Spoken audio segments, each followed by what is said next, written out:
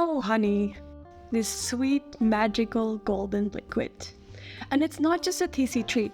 It's literally a biochemical wonder. It defies time and bacteria, but also it holds a surprisingly dangerous secret. So join me today to discover more about this sweet superfood. People have been eating honey for centuries. How do we know? We literally found 3,000-year-old honey in the tomb of an Egyptian pharaoh, and it was still good to eat. How can this be? If we look at the special properties of honey, it all makes sense. So let's discuss 3 things about honey that make it so special. First of all, honey has a really low water content. About 18 to 20% of honey is actually water. For a food that is liquid, that is a surprisingly low amount of water. A typical bacterial cell is composed of 70% water, just like us. This water wants to equally distribute, so if there's a lot less water on the outside, the water from the bacterial cells wants to go out.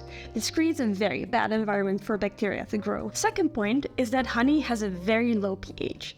It is actually as acidic as a sour apple. You don't even expect it because it's so sweet, but next time you try honey and taste that it's acidic. And the third thing that makes honey special is that it contains compounds which have antibacterial properties. All of this makes that honey is naturally antibacterial, but honey is not all good.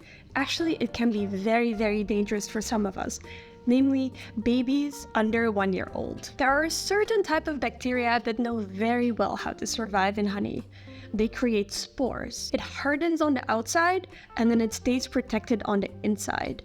In this time, it doesn't grow or it doesn't divide, but it can survive a really long time in this state. So one of the bacteria that does this is Clostridium botulinum. This bacteria is actually quite common. Once we eat the honey gets into our bodies, and this for the bacteria is a way better environment to grow and multiply. Once they do that, they also start to produce botulinium toxin, which is very toxic. If you want to see more of that, check out the video on botulinium toxin. So botulinium toxin can cause paralysis. Now you wonder, if this is so dangerous for babies, why is this not dangerous for us? So there's actually 3 reasons, and this all has to do with things that change in our body in the first year when we're alive. Reason 1 is that once we get older, our digestive system gets more acidic. Bacteria don't like acidity.